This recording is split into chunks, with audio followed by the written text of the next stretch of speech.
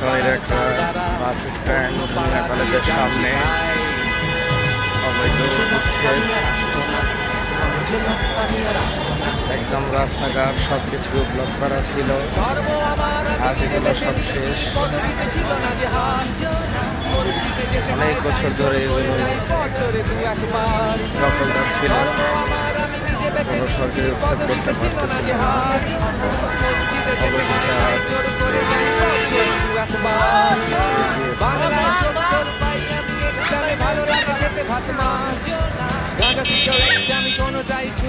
অনেক বছরের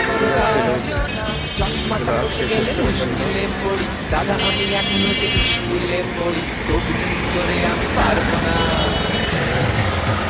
না হতে আমি রোমিও, তাই দুপুর বেলাতে ঘুমিও, আসতে হবে না আর বারান্দায়।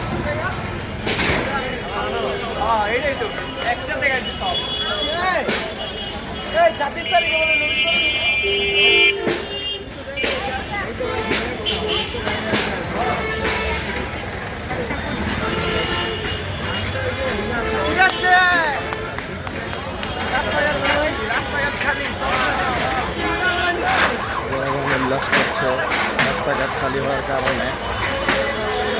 এলাকাটা এখন ফাঁকা ফাঁকা লাগতেছে।